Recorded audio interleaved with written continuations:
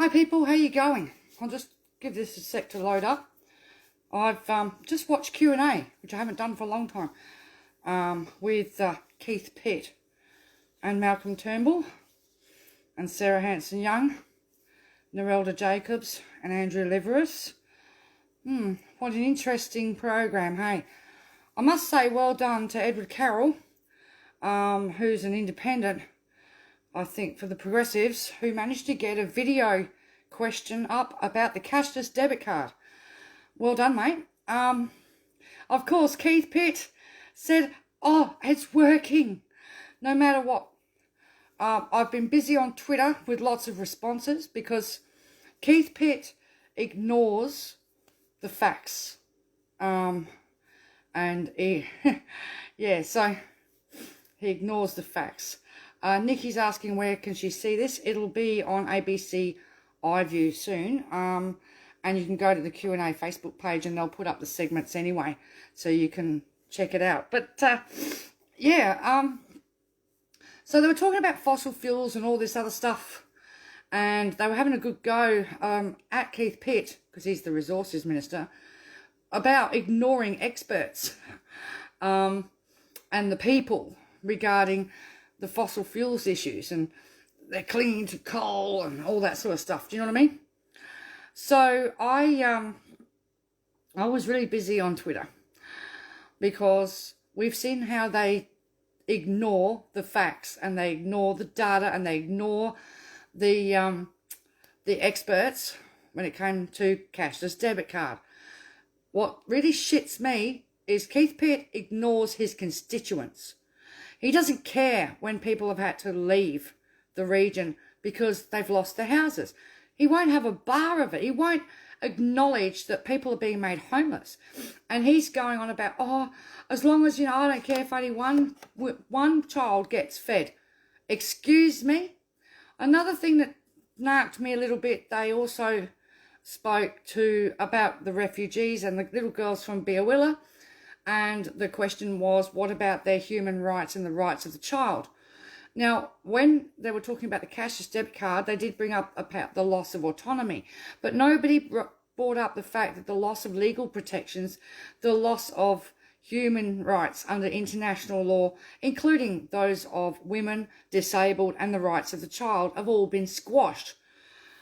Right? Instead, it's going on about you can't buy this or you can't buy that. Keith Pitt's banging on how well it's working, right? Malcolm Turnbull says when he visited Kalgoorlie, he was told how well it was working. But none of these people, right, it's just ridiculous, you know what I mean? The domestic violence issues, yes, it traps women in domestic violence situations, make sure they can't get away. They can't pay for hotels. They can't run. It's really difficult. They've got to really work hard to get away. Sumac says, what's the chances I'll put my foot through the TV? Oh, no, you'll be all right, but I can't stand watching Keith Pitt lie through his teeth. When I know that he has blocked and deleted so many people, like all the Liberals do, and the Nationals, right? And all they're worried about is digging it up, poisoning our water, right? And stranding our assets and destroying our kids' jobs, destroying farming, destroying farmland, destroying everything for the fossil fuel, industry. And let's be quite honest here. The cashless debit card is what we call script on steroids. That's what I call it. Because for those who don't know what script is, in the 17th century, the miners used to pay their workers in tokens. And they could only buy at the shops that the miners owned. Right? They could only spend their tokens at the shops that the miners owned. So let's look at who's behind Wesfarmers and all these others and who's behind all this mining stuff and where the cashless debit card is and who the stakeholders are. And voila, it's miners all behind it all. And companies and businesses that have got big input from miners, So, I'm just reading comments here. Oh, that's right.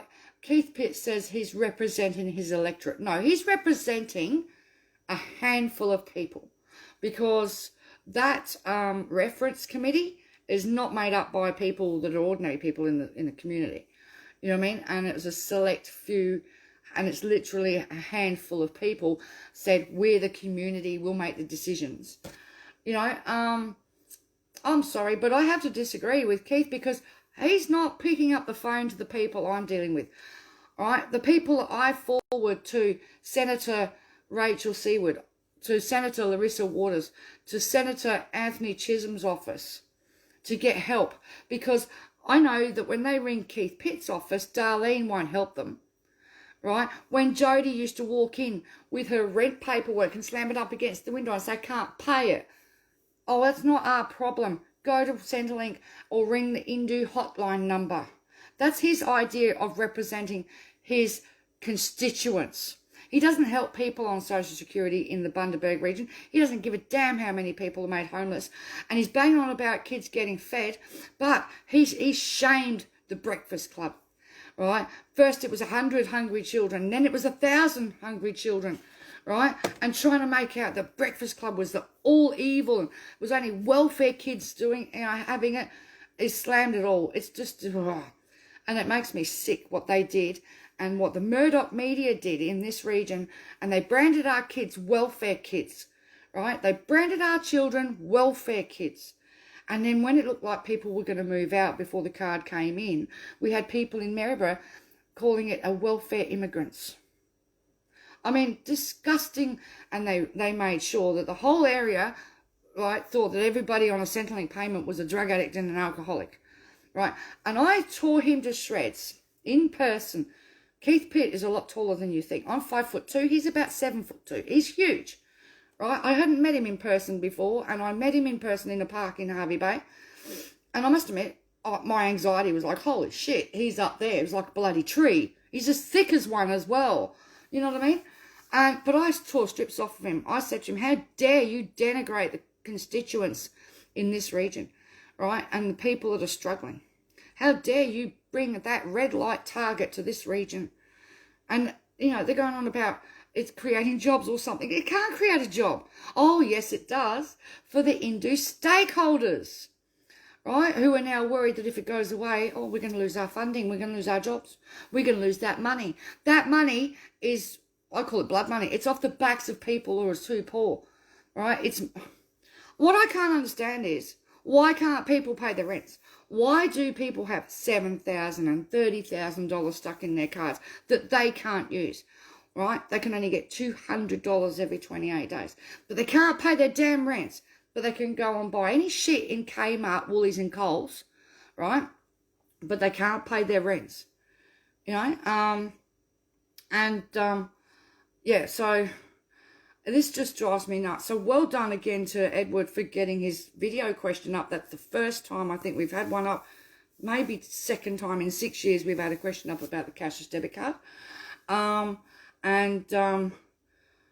Yeah, I'm just gobsmacked. I must admit, I'm sitting there. I felt so sick watching that, man. All right. Keith Pitt said no one on DSP is on the card. However, that's in Hinkler only, okay? So he's correct for Hinkler region only.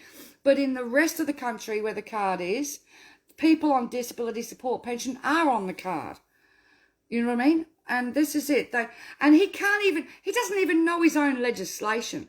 Come on, Keith. I challenge you. You keep saying it's under 35s. If that's the case, then you've got a hell of a lot of 35-year-olds waiting to get off the card. Why won't you let them off the card when they turn 35? Because the legislation goes until they're 36, mate. See, he loves it so much, but he doesn't even know the bill. He doesn't even know the legislation. All right? Oh, it's only for under 35s on 4 payments, yeah, job seeker, youth allowance, parenting payment, single and parenting payment partnered, right? But if you've got parenting payment and you're getting carer allowance, your carer allowance is 100% on the card. Your family tax A and B, end of year supplements, and your tax reconciliation payment is 100% on the card. So, you know, he tries to minimise it down. But I challenge Keith Pitt now. He just told the whole of Australia that it's for those under 35, then I challenge him to let all those that are 35 off the card tomorrow. Get to it, Keith. Get to it. You know what I mean? But you know you can't do that because the legislation is for 36 and under, and people won't be aged out of it until 36 in the Hinkler region. Only in the Hinkler region, people. The other regions is up to age 67, and there is no age limit on Cape York. Right? And this is what shits me. He puts out bullshit, and he's trying to defend his fossil fuels. More bullshit. And I was actually applauding Malcolm, because Malcolm was running rings around him about his fairy tales about his fossil fuels. But then Malcolm goes on about, the cashless welfare card, blah, blah, blah. It's like, Malcolm, didn't you listen to the people of Ceduna? They protested when you went there, mate, right? And they stood out the front protesting, but of course didn't want to know, because it's, money. And in Seduna's one of the worst, where the stakeholders, and they've put it in writing. They're really worried. If the money goes away, if the card goes away, their money goes away, right? And they're supposed to be the support services for people. But they've become welfare dependent on that money. They're dependent, right? But they're dependent on oppressing people on a cashless debit card. So it's disgusting. It really is. What can I say? But anyway, I'll give you an idea. I'll go through some of my Twitter comments, right? Because this is, for those that are on Twitter, our handle is @NoToWelfareCard, the same as what our page is on Facebook, @NoToWelfareCard, right?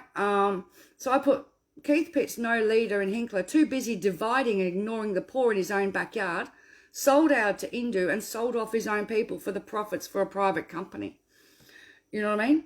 And I'm glad that, Edward Carroll managed to get his question across. And Keith picked him up straight away on the DSP not being in Hinkler, but he didn't tell him the rest, that the DSP applies to the rest of the country. Of course not. They try to paint this picture that's only 35s and under, and it doesn't affect anybody else. Do you know what I mean? The reason why it's under 35s in Harvey Bay is because we protested on the bloody streets. We went out there every week, right, for months.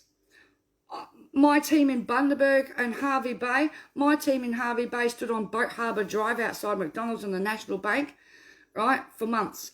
We drove to Bundaberg to support the Bundaberg crew, who stood in the centre of Bundaberg for months, right, while they were trying to figure it out, because before it looked like the whole lot was going to go, the same as Kalgoorlie, the same as Ceduna, the same as Kununurra, right, up to age 67. And the oldies didn't like that there. And they need, the LNP, the Nationals, the staunch Nationals, they need those votes.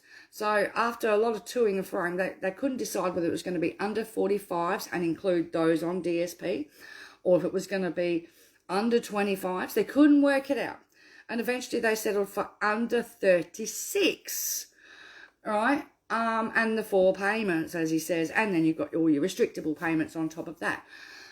But that's because we fought. We put up a fight, and they realised they could not get away with this, and they had to find a way to get away with it. So what they did was they went for the younger people, and they used the Murdoch media to smear the younger people as being welfare scroungers, and their kids were starving and they were never getting fed and all this other bullshit, right? Karen Griffiths, who you would have seen twice now on 7:30 report.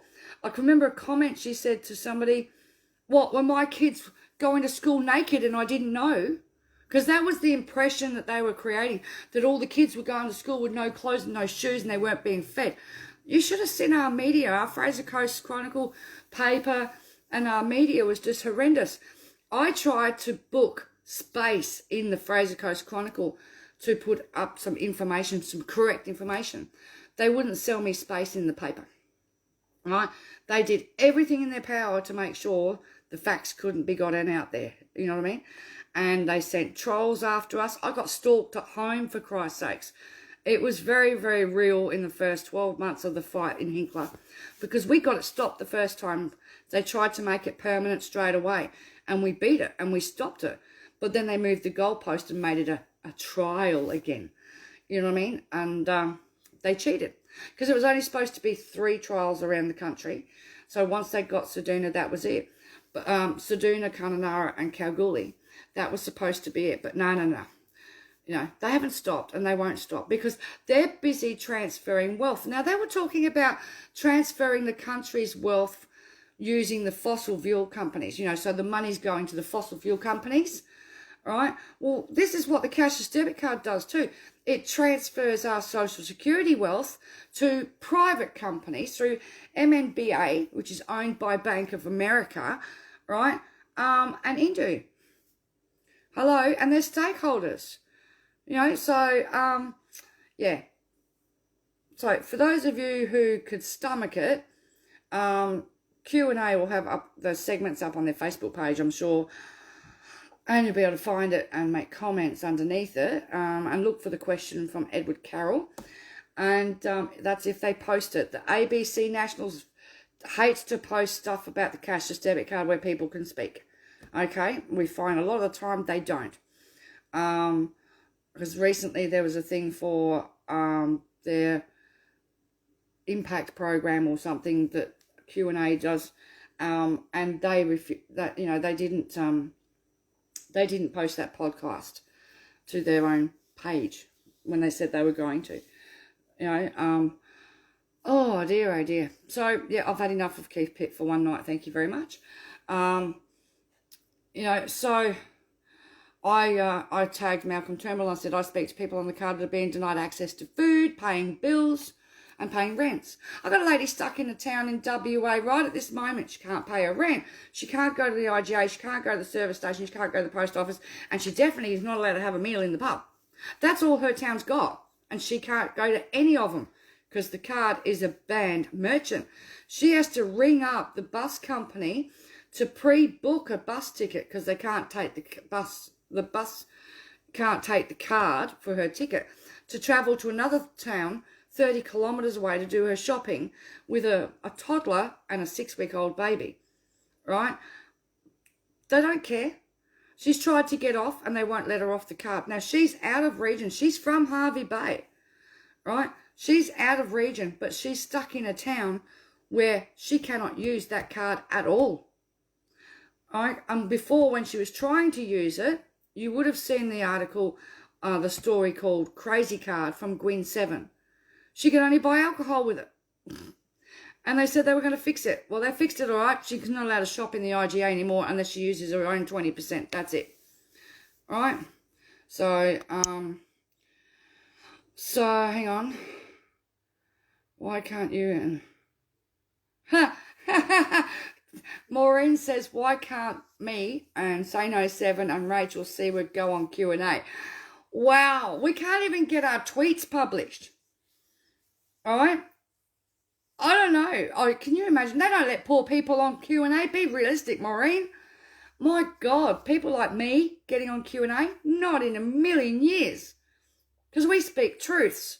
And that would frighten people. And like, you can't... When they run it live like that, they can't exactly edit it. No. They're not going to let people like us have free speech on a platform like Q&A. If you know, it would be lovely to do it. But, and I would do it. I'd be up for it. I'd go. For sure, you know. But, and I would take the evidence with me. And I would take the proof with me. And you've only got to look at Sophie's video for her live that she did on our page this week, right? And she's from the Bundaberg region living in Geelong. Again, out of region, can't pay her bloody rent. But has lots of money stuck in the car, but can't utilise it. And then the minister stands up and goes, oh, they've got savings in the bank. No, they've got forced savings. Because what's the good of having all that money stuck on your card when you can't bloody access it, when you need it for a bond loan, rent in advance, moving house, or buying a car? You can't utilise it for the important stuff. right? It's bloody useless. It's called a cash grab. Who owns that money while it's sitting there? Indu does. Who's making money off of that money? Indu is. Who's making money off of keeping the boot on people that have done nothing wrong, but they're keeping them in abject poverty and they don't care? Because the stale white males, right, they won't have a bar of equity or equality in this country, let alone, we can't have that, can we? You know? Yeah, so, I don't know. This is why I don't normally watch Q&A, because I get a bit fired up. I usually don't watch it when there's LMP on, because I get fired up. I don't watch Question Time, because I can't afford a new TV myself, okay? And the pantomime and the fairy tales that go on and the bullshit that goes on in Parliament. Now, I'll watch the Senate, right? Bernadette McPhee, who owns Indu? There is on the SN7 resources page, and you look in the files section, right? Because you can't put files on a page like this on a community page. But on the SN7 resources group, if you go and look at the files section, you will find there's a whole write-up there. Indu is owned by credit unions and small mutuals, banks, etc. It's not owned by the LNP, okay? So just to get that straight. And when people have put that up, we have to remove it. Bernadette McPhee, Doug Anthony's son, Larry Anthony, was the CEO of Indu until 2013 when he stepped down. He is no longer involved in Indu directly. Okay, so he doesn't own it, okay? It's the credit unions and the small banks and mutuals that own it. So, that's got the blood pressure going. Jeez. I suppose I'll go on TikTok next in a minute and have a go on there, but I had enough of a go on TikTok this morning. Trust me, I woke up to 99 messages and lots of racism and lots of xenophobia, and yeah, I did my block. I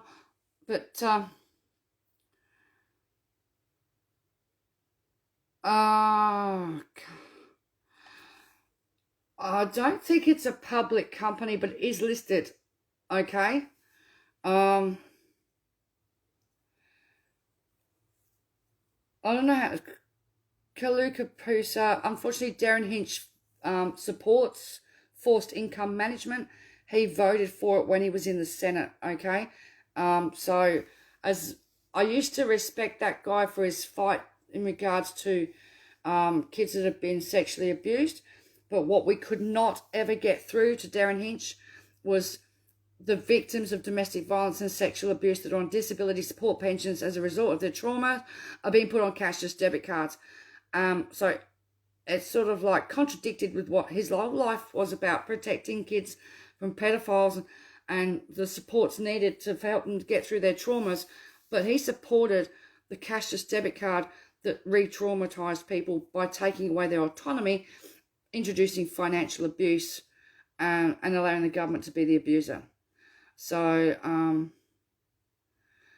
Marge, do I have policies? What do you mean by that? Well, do I have policies? Hang on, you're replying to somebody else's. Oh, dear.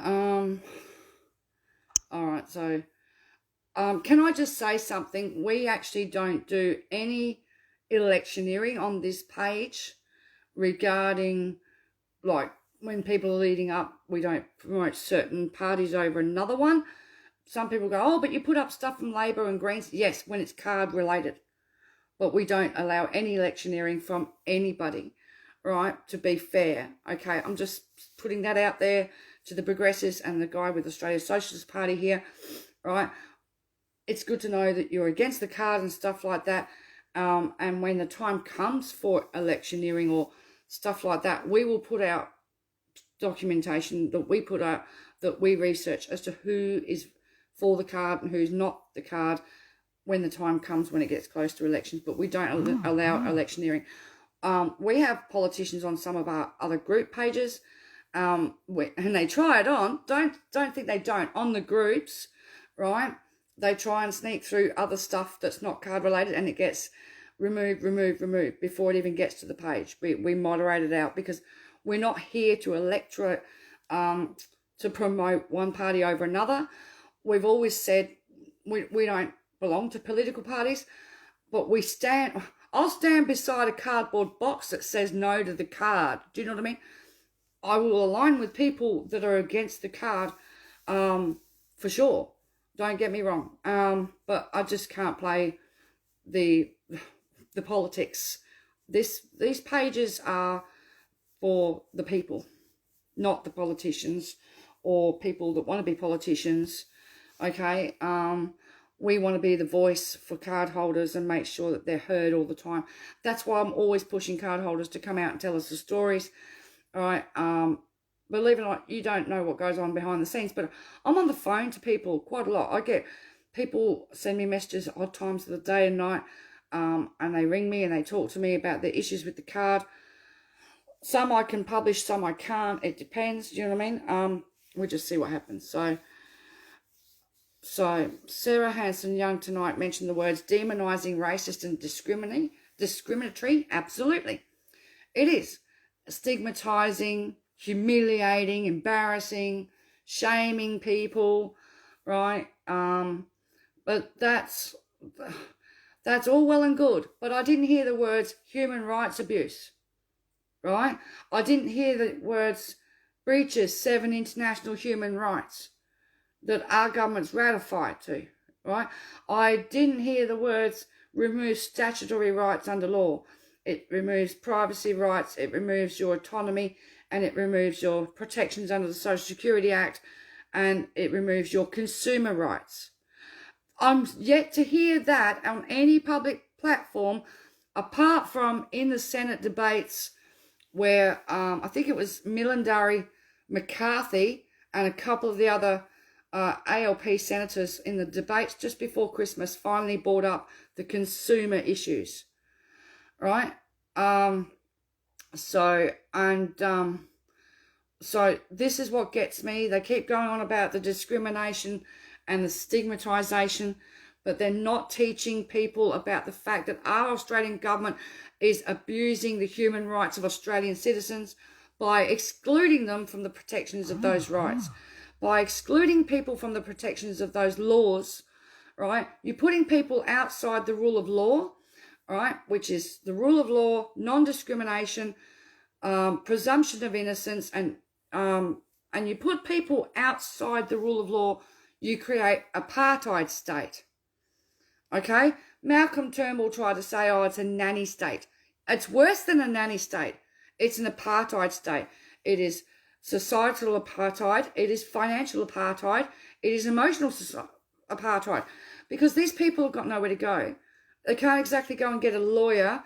Some have, and some have succeeded getting onto the card by getting a solicitor, but unfortunately they won't tell us who's right, which solicitors they're using.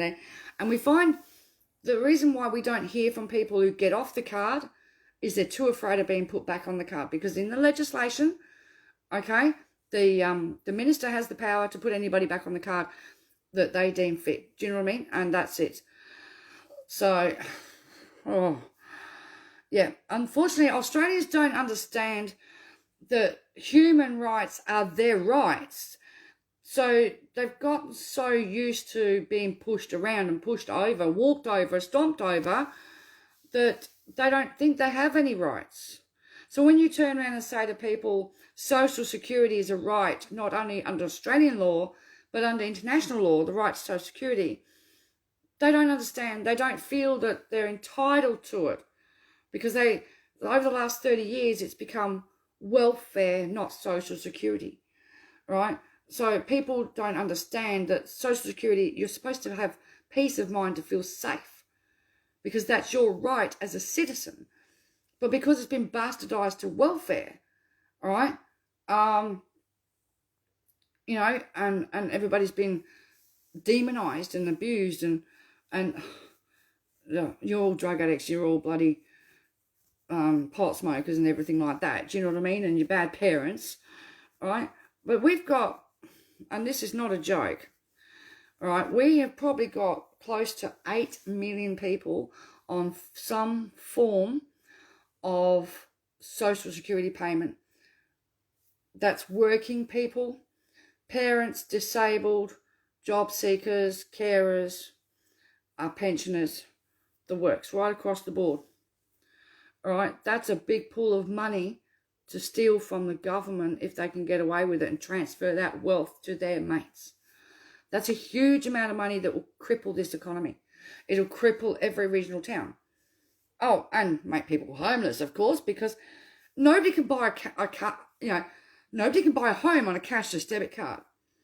But then again, you're going to have stranded assets with the fossil fuel industry because we're the laughing stock of the world, because they don't want to transition anything any other way, right? And they want their coal, and their oil and their gas, you know. So, and that takes me back to what Gina Rinehart's father, Hancock, said on the ABC in 1984, and you can find this video, it's on YouTube, where he said the way to get the Aboriginals off their land would be to poison the water holes. And they've done it. They have poisoned the balls. They have poisoned the rivers, right? And gas fracking will poison everything. And then we've got Adani that's threatening our main artesian basin. That is the whole of our fresh water for the whole of this country, right? Not just a few people. That is the main freshwater supply for this country. You know, but they'll be happy for you to buy your bottles of water through Coca-Cola, Amatil and Nestle, while they're sucking the water out of our springs. Even here at Mount Tamborine in Queensland, Coca-Cola's sucking it all dry, right? But like the conversation was brought up today, right? There would be no jobs in the future if we don't transition. And the result is that if you've got no jobs and you've got society on cashless debit cards, all owned and controlled as to what they can eat, where they can go, where they can live, how they can live, what clothes they can buy, what they can and can't buy, you know, and what they can own. I am scared for the future of our kids. That's why I do this. I don't want a cashless debit card for me. I want all those people. And he was proudly going, I'm the biggest child site in Australia. Yes, mate. By the end of next month, you'll have 8,500 people on the cashless debit card. I don't think that's something to be proud of. But he's so proud of his efforts, right? But he's destroyed the lives of 8,500 people. Some of those people have jobs, so they're not impacted as much as what people are, you know what I mean? Like, so the people that are wholly and solely reliant on their Centrelink payments are the ones that are hardest hit. They're the ones that are becoming homeless. They're the ones that can't pay the bills, right, that are being put into financial destitution, having their credit records destroyed and everything. People who are working, there's two levels of people who are working. There's people who don't have enough hours. Then they're trying to split their bills between the two cards, between what money's trapped on the card and what money they're earning, and it differs every week because they don't know how many hours they're working. It makes it impossible to try and pay rent. They can't set up a centre pay because they won't have enough in Centrelink every fortnight to cover a centre pay. But then you've got another level of workers where one family was on the card. They were earning $3,000 a fortnight. They were only getting $180 a fortnight going onto the card. To them, that's pocket money. That's fill up the car with petrol money. That doesn't impact their lives because the $3,000 that they're earning, they have free control to use. So they didn't see the impacts or feel the impacts of the card not working because they didn't, So, oh dear, it's just ridiculous what's going on. And, as I said, long time since I've watched Q&A. It was fantastic for Edward to be able to get his question up on the video. And of course, Keith Pitt's going to back his baby because Money, money, money. Always sunny in the rich man's world, isn't it? And it's about money. It's about money. And these people, you know, they're reliant on the poor for their wages. Right? Poverty is a multi-billion-dollar business to the services that don't do very much for a lot of poor people. And you need poor people to sustain that industry. So heaven forbid, why would they want to empower people and lift people out of poverty, right? It could be done overnight. COVID showed that. By lifting the rate of job seeker to what it should have been if it hadn't been frozen by Johnny Howard in 1996, by lifting it that $550 a week, you know, lifting it up to $550 a week, all right, for a short time there, we alleviated poverty and people were able to get back on their feet, sort of.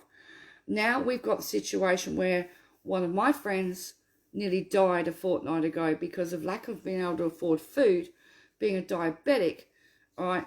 It's a critical, you know, when you can't buy your medicines and you can't control your diabetes and your insulin, you can't eat the right foods because you can't bloody afford it. You end up in hospital with organs starting to shut down. That is purpose. Our country doesn't need to be doing this. You know what I mean? Yeah. So Felicia Morgan says this is about decimating First Nations people for their land. The object is to get people off the land, get the First Nations people off country. That's why they tried to shut down, I think it was under the Turnbull government, they were trying to shut down 274 communities, right? Because they know that under the land titles, if people are not on country, that forfeits them. And who's sitting there waiting for it all? Twiggy Forrest and Gina Reinhardt. They want, you know, Aboriginals off the land. They don't give a shit about the history. They don't give a shit about the culture, right?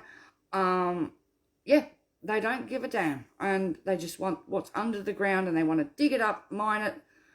They just want to turn this. I look at it this way, as if anybody's seen the movie Blade Runner, and it's all filmed and Earth is all dark, rainy, dirty, right, commercialised, poor people living on a destitute, stripped planet, the wealthy people live off world, right? That's the future that they want. You know, I love science fiction. Unfortunately, sometimes it tells the truth a little bit too much, because when you look back through 30 years of science fiction and you see the technology that we've got, that we can see where it's come, but we can also see where it's headed. And for the planet, it's about stripping the resources, enslaving the people, and yeah, what can you do? Yeah, I'm just reading a comment here. It's a shame that the government card doesn't support anything for a lawyer. Of course not. If you know you have a disability to fight for your own human rights, you can't even work as a paid individual under the government card, which doesn't support real money. Just trying to read that. I will leave that. It's a bit long. Yeah. I don't know. There's an election coming. Don't know when. Our priority is let's... oh my God, Kate Campbell says, hope Soylent Green doesn't become reality green biscuits. Oh my God. No, I don't think we're going to get that. Logan's Run? I don't know. We're going back a few years there. What was I going to say? I'm just reading comments. England came to this southern land to bring convicts from England that were poor. Yeah, well, when you look at the history of this country, right, England dumped its poor here, right, because it didn't have any form, it didn't have any form of social security or welfare system. So the poor begged in the streets, and if they stole bread, they got 7 years for being hungry. And the Tory attitude was rampant. And if a poor person had anything of value, it was assumed that they stole it. And poor people lived in the gutters, in the streets, and they worked in workhouses, and they worked for nothing. They worked for script, you know what I mean? And until we change things before or after the Second World War, that's how long it took. Until the corporations got so big and greedy in the 20s, and the whole lot collapsed, and it took down the middle classes with them, right? If you get a chance, go onto YouTube and look up a guy called Harry Leslie Smith, I think his name is. He wrote a book called Don't Let My Past Be Your Future. Okay, so he did a speech 2014 Labour conference in Britain, and it was called Don't Let My Past Be Your Future. Unfortunately, he died, I think, about 2 years ago now at 95. But he went all over the world advocating for refugees and is anti-poverty, and he didn't want to see the austerity come back that he saw before the war, and the poverty and the illness. Because in England, scurvy's back, malnutrition is rampant, scarlet fever, what do you call it? All the poverty diseases are back from people not being able to afford heating or have power or have hot water or have nutritious food. You've got food banks feeding millions of people because of it all. So Susan Thompson says, have I thought about going on the Marcus Paul in the Morning radio show? I've been on that show. Yes, I was on that show at the beginning of the year. Did a really good interview with him. He was really good. And actually our page followers rather grew to around about, we had about 350,000 people coming through this page. And then I was listening to him one day and he was doing something and I called in as well. So yeah, I've done an interview and a live. We'll see if we can dig it up. There is a podcast. Again, you'd find that in the files section, or you'd find it. We'll try and dig it up. It'll be on one of the No Cashless debit card pages, because we did post that podcast when we did it. You know, so I'm just looking. So they're talking about the high incarceration rates with Indigenous peoples. Well, the cashless debit card and keeping people trapped in abject poverty is not going to help crime. It's not going to solve or reduce the crime problems. You know what I mean? At all, because poverty is the crux of everything. It is. By keeping your people poor, even when they're working. Look at America. Half the population, 40 million people, right, live on the bloody streets. They live on the streets. They work 2, 3, and 4 jobs. If you work in the hospitality industry in the US, the pay rate is $2.52 an hour plus tips. You're working for tips. And then you might go and live in a tent at the back of some building.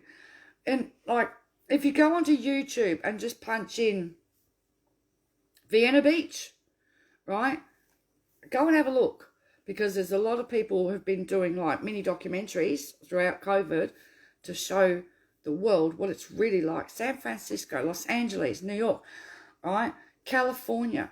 Go and have a look. The majority of poor people do not have houses. They live on the streets, and it's just horrendous. It really is. And that's what they want here. And Pauline Hanson keeps pushing. She wants Social Security cut off once you've been on it for 6 months. That's what they do in America. That's how everybody ends up on the street. Because you lose your job, and then you've paid your... Because they have a paid insurance scheme, similar to the UK, but the UK protected you better until the Tories cut it all to pieces. But the US system, you could work 30 years and end up with no job. And all that insurance you've paid in, right, doesn't protect you for longer than 6 months unemployment benefits. Once you can't pay rent, and they pay it monthly in America, once you come up, that's it, you're gone. But they can lock you out and take all of your possessions and leave you with nothing. And same in the UK. When the bailiffs come, they lock the doors. They let you grab a bag of clothes and that's it. So, somebody here says, sorry to be ignorant, but if Labor get in, won't they bring it in? Will they? No. Labor is against the cashless debit card. So, Labor's policy position is they are against the cashless debit card and they are against mandatory, as in compulsory forced income management. They do support voluntary basics card, which is a different program. Okay? Voluntary with informed consent, which is controlled by Centrelink, which is with all your rights and your legal protections still in play. Not sold off to Indu and privatised to a private company and not set outside the law. So, yeah, so, excuse me. All right, so, Stephen Waterford says the neoliberals won't hand over power easily. Do you know, actually, George Christensen announced tonight that he's not contesting his seat in Mackay. You know, Mr. Manila Man. We're getting rid of him as well. Yay! That's another one gone. The Nationals don't seem to be doing very well in keeping their members. And then Andrew Lambing's going. Hooray. We need to get rid of them, for sure. And a few others. Keith Pitt could do with losing his seat this time round. Thank you very much. All right. So, Felicia Morgan says, Labor wants to bring empowerment of communities policy that will implement the CDP and cashless welfare ration card. No, I disagree with that, actually, from what they've done. Because they've been fighting and they've been voting against the cashless debit card, and they're also dead against the CDP. So I don't understand where that's coming from. Again, the policies was designed by Andrew Twiggy Forrest, of course. I think that there's changes to that, because if you were going to, why would you vote against a policy, all right, and be against a policy if you had plans to implement it or continue it when you've been saying all along that you're not going to, you know what I mean? So,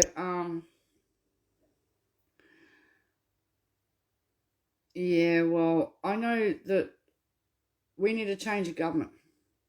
You know, we need a change of government no matter what, right? Because this country cannot afford another 4 years of LNP and One Nation, right, selling us out. Literally selling us out. And the austerity that they will bring in. Look how many homeless people we've got now. Nobody's prepared to build public housing, for Christ's sakes. We have to put pressure on Labor to do that because, unfortunately, we have the two-party system.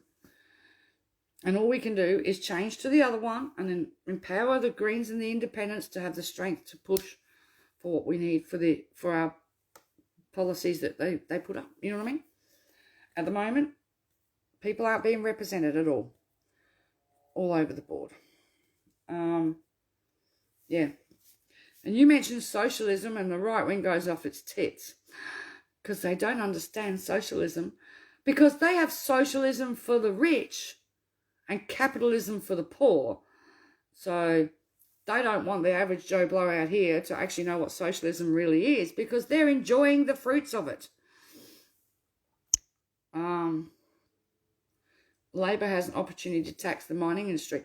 Look, I fully agree with that.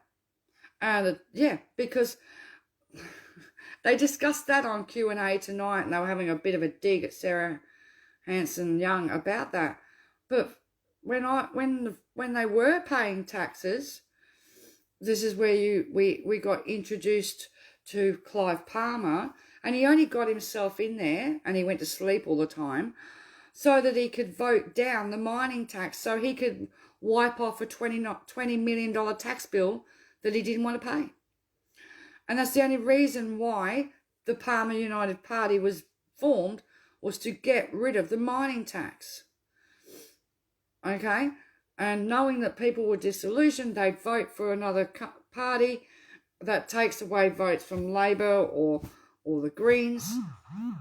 And that makes it so that the Liberals get back in, albeit with their little one-seat majorities. But the thing is, when they get down into the Senate, The first 3 years of this Senate, we had Pauline Hanson, Fraser Anning, the so-called Conservative Nazi Party, right?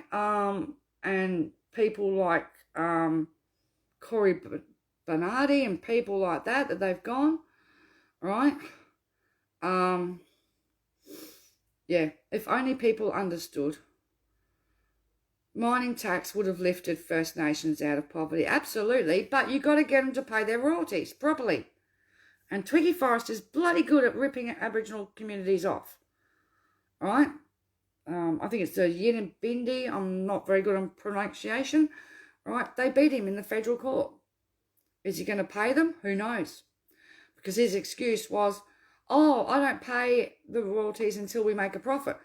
And all of his companies are like little Russian dolls. You know, there's one inside the other. And he's playing the numbers game up the road. Yeah. It's disgusting, isn't it? Anyway, I better get off, but it's been good having a good chat. I'm just going to go through some more of these comments, see what I missed here. But we must focus on getting rid of this government, all right? Jen Dunn says she wants Keith Pitt gone so bad. Yes, I agree, because they have not... yeah, I'm sick of what's going on.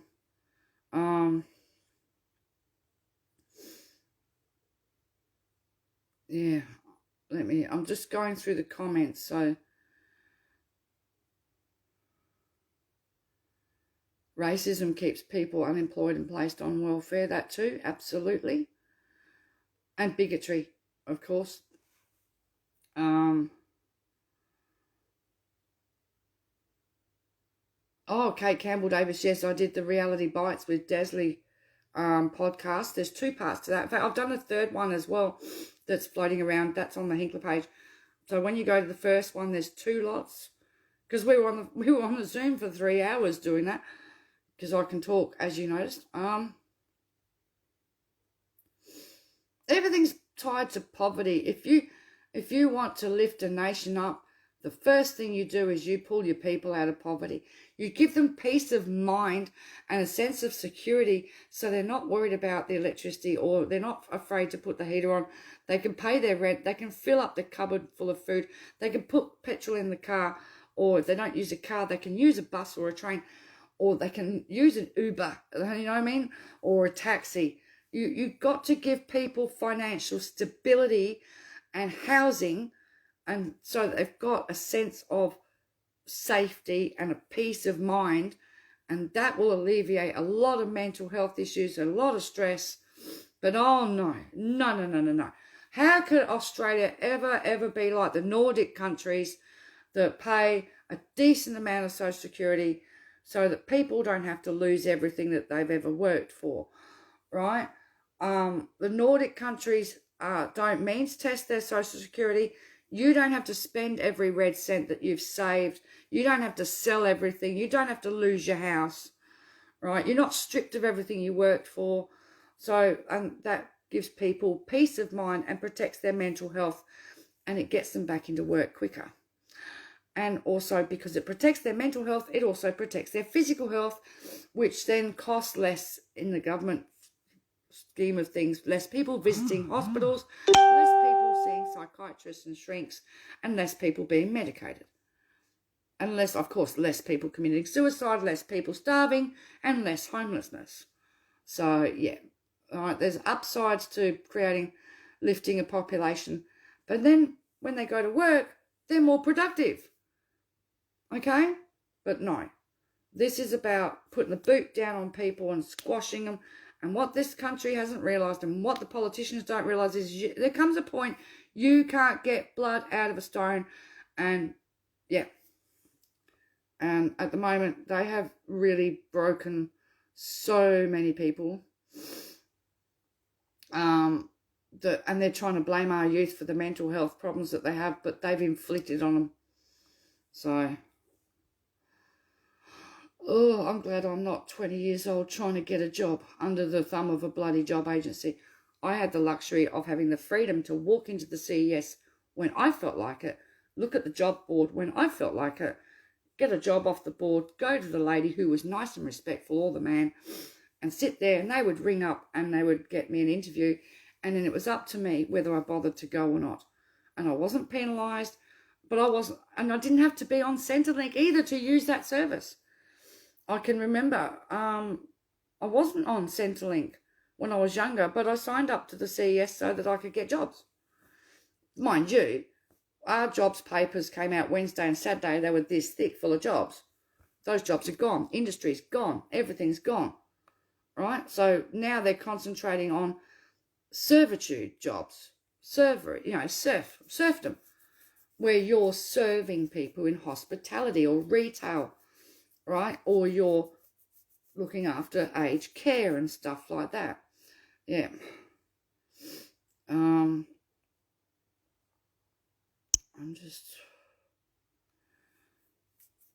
Yeah. Anyway, I suppose I should go.